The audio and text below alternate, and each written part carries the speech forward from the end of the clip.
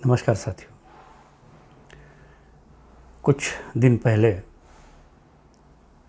एक बहुत गंभीर बात हमारे देश में हुई है। शायद आपको पता ना हो या पता हो तो भी आपने उसे गंभीरता से ना लिया हो।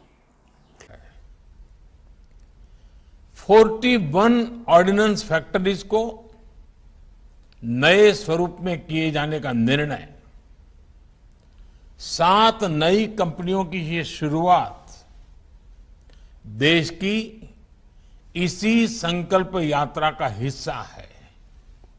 ये निर्णय पिछले 15-20 साल से लटका हुआ था। मुझे पूरा भरोसा है कि ये सभी 7 कंपनियां आने वाले समय में भारत की सैन्य ताकत का एक बहुत बड़ा आधार बनेगी। साथियों, हमारी ऑर्डिनेंस फैक्ट्रीज कभी दुनिया की शक्तिशाली संस्थाओं में गिनी जाती थी। इन फैक्ट्रीज के पास 100-150 साल से भी ज्यादा का अनुभव है। विश्व युद्ध के समय भारत की ऑर्डिनेंस फैक्ट्रीज का दमखम दुनिया ने देखा है। हमारे पास बेहतर संसाधन होते थे, वर्ल्ड क्लास स्किल होता था। आजादी के बाद हमें जरूरत थी इन फैक्ट्रीज को अपग्रेड करने की, न्यू एज टेक्नोलॉजी को अपनाने की, लेकिन इस पर बहुत ध्यान नहीं दिया गया। समय के साथ भारत अपनी सामरिक जरूरतों के लिए विदेशों पर निर्भर होता गया। इस स्थिति में परिवर्तन लाने में ये नई 7 डिफेंस कंपनियां बहुत बड़ी भूमिका निभाएगी। साथियों, 21वीं सदी में कोई देश हो या कोई कंपनी, उसकी ग्रोथ और ब्रांड वैल्यू उसके रिसर्च और इनोवेशन से तय होती है। सॉफ्टवेयर से लेकर स्पेस सेक्टर तक भारत की ग्रोथ, भारत की नई पहचान इसका सबसे बड़ा उदाहरण है। इसलिए मेरा सभी 7 कंपनियों से भी विशेष आग्रह है कि रिसर्च और इनोवेशन आपके वर्क कल्चर का हिस्सा होना चाहिए, उसको प्राथमिकता मिलनी चाहिए। आपको केवल दुनिया की बड़ी कंपनियों की बराबरी ही नहीं करनी है, बल्कि फ्यूचर टेक्नोलॉजी में लीड भी लेनी है। इसलिए जी, मैं बात कर रहा हूँ ऑर्डिनेंस फैक्ट्री, आयुध निर्माण मंडल। इसकी ये आयुध निर्माण मंडल यानी कि ऑर्डिनेंस फैक्ट्री जो है वो बारूद और शस्त्रास्त्र निर्मित का काम करती है, जो हमारे देश की सेनाओं को सप्लाई किया जाता है। ये गवर्नमेंट कंपनी है। तो हाल ही में हमारे मोदी जी ने इस ऑर्डिनेंस फैक्ट्री का रूपांतर 7 निजी कंपनियों में कर दिया है। तो इस वक्त जो है वो निजीकरण या बेचना ऐसे शब्दों का प्रयोग नहीं हुआ है, रूपांतरित किया गया है। अब ये 7 निजी कंपनियां कौन सी है, मैं इसके नाम पढ़कर आपको सुनाता हूँ। एक है advance weapons and equipment India. दूसरी जो प्राइवेट कंपनी है वो है आर्मर्ड व्हीकल्स निगम लिमिटेड। तीसरी जो है वो म्यूनिशन इंडिया लिमिटेड। चौथी जो है यंत्र इंडिया लिमिटेड। 5वीं कंपनी है ग्लीडर्स इंडिया लिमिटेड। 6वीं है ट्रूप कंफर्ट्स लिमिटेड और 7वीं है इंडिया ऑप्टेल लिमिटेड। ये नाम से और लिमिटेड के हिसाब से आप समझ सकते हैं कि ये कंपनियां निजी कंपनियां हैं। अब ये किसकी है, क्या इसमें कोई शेयर अंबानी अदानी का है या नहीं है, ये जो रूपांतर किया गया कि इसका टेंडर निकाला गया था, इन्हीं कंपनी को क्यों ये ऑर्डिनेंस फैक्ट्री सौंपी गई है, ये किसी को कुछ पता नहीं। शायद भविष्य में कुछ बातें सामने आ जाएगी तो क्लियर हो जाएगा। तो ये जो रूपांतर किया गया है, ये कहने में बड़ा आसान लग रहा है, लेकिन जो प्रक्रिया हुई है वो निजीकरण जैसी ही है। मोदी जी ने इसकी एक वजह बताई है कि पिछले 15 सालों में ऑर्डिनेंस फैक्ट्री में जो आधुनिकीकरण होना चाहिए था वो नहीं हुआ, इसीलिए इन्होंने ऐसा निर्णय लिया है कि ये 7 निजी कंपनियों को, ऑर्डिनेंस फैक्ट्री को इन 7 निजी कंपनियों को सौंप दिया जाए, बांट दिया जाए, और इसीलिए इन्होंने बांटा है। तो मोदी जी से मेरा एक सवाल है कि सर, इसमें जो आधुनिकीकरण करना चाहिए था वो किसकी जिम्मेदारी थी? हमारे पड़ोसी देश के जो वज़ीर आज़म हैं मिस्टर इमरान खान, पाकिस्तान के वज़ीर आज़म, उनकी जिम्मेदारी है? आप किससे अपेक्षा रखते हो और ये सवाल किस पर उठा रहे हो कि आधुनिकीकरण हुआ नहीं है? सर, आप ही पिछले 7-8 सालों से तो आप ही हमारे देश के प्राइम मिनिस्टर हैं, आपकी पार्टी की सरकार इस देश में है, तो ये आधुनिकीकरण करने की जो जिम्मेदारी है वो आपकी थी। आपने ऐसा तो किया नहीं, लेकिन जब इस ऑर्डिनेंस फैक्ट्री का रूपांतर आप 7 कंपनियों में कर रहे हैं तो इस तरह की बातें आप कर रहे हो। बेचने की वजह ये हो सकती है? बिल्कुल नहीं, ऐसा कुछ नहीं, क्योंकि ये अगर ज़रूरी था तो ये होना चाहिए था और ये आपकी जिम्मेदारी थी। लेकिन इस कंपनी में आधुनिकीकरण हुआ नहीं है इसलिए बेचे जा रहे, ये बहाना है, ये सच्चाई नहीं।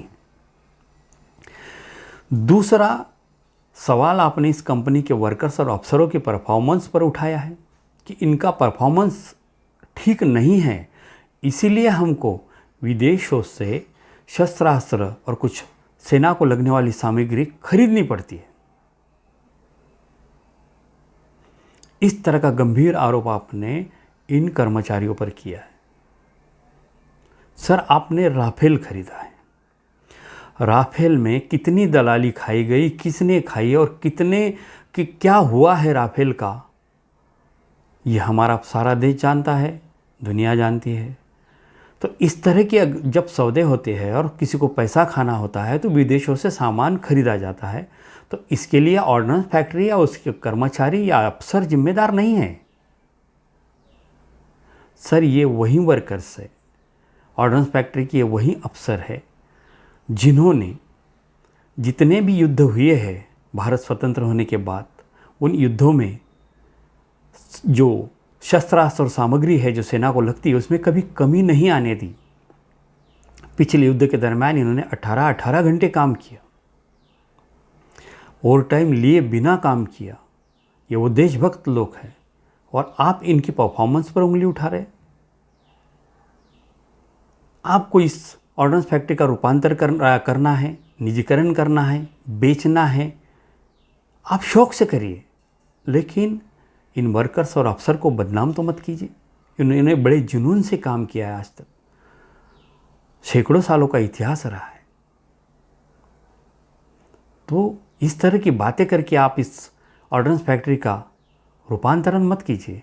आप सीधे बताइए देश को, आपने जो रूपांतर शब्द का प्रयोग किया, आप जानते हो कि ऑर्डिनेंस फैक्ट्री का जो काम है वो देश के सुरक्षा के साथ जुड़ा है, तो इसमें सेना की भावना है, इस कंपनी में काम करने वाले वर्कर्स की भावना है और हमारे देश में रहने वाले देशभक्तों की भावना है। तो शायद कोई उंगली उठा दे, निजीकरण कर दिया, तो इसलिए आपने रूपांतरण शब्द का प्रयोग करके शब्दों का खेल बनाया। आप तो भारत देश को और इस देश के वासियों को तो मूर्ख ही समझते हो। तो इस तरह के शब्दों का प्रयोग करने से सचमुच किसी ने कुछ बोला ही नहीं, सब शांत है और बड़ी शांतता के साथ ये निजीकरण हो चुका है। आपने इस तरह का जब कदम उठाया तो ज़रा भी क्यों नहीं सोचा कि ये जो मामला है ये देश की सुरक्षा का मामला है, इसे हम इस तरह की 7 निजी कंपनियों को कैसे सौंप सकते हैं? मान लो पल भर के लिए कि कल चाइना ने हमारे देश पर हमला कर दिया और इन 7 कंपनियों को मैनेज कर लिया कुछ ले दे के, और इन्होंने अगर युद्ध के दरमियान परफॉर्मेंस नहीं दिया तो क्या होगा?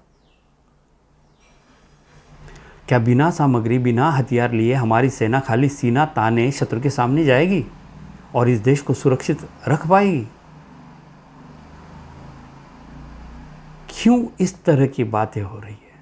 ये देश की सुरक्षा का मामला है सर। और आपका तो जुनून है, आपको तो इस देश के राष्ट्र की संपत्ति बेचने में बहुत इंटरेस्ट है। आप बेचे जा रहे हो। आपने क्या क्या बेचा है और क्या क्या बेचने के कगार में है सब जानते हैं। लेकिन आपने जो ये ऑर्डिनेंस फैक्ट्री को रूपांतरित किया है, ये देश की सुरक्षा के लिए ठीक नहीं है। हो सकता है कि इसका खामियाजा हमें भविष्य में भुगतना पड़े, और ऐसा हुआ तो ये निर्णय लेने वाले उसके जिम्मेदार होंगे। तो ठीक नहीं होगा। आज ये सब हो रहा है,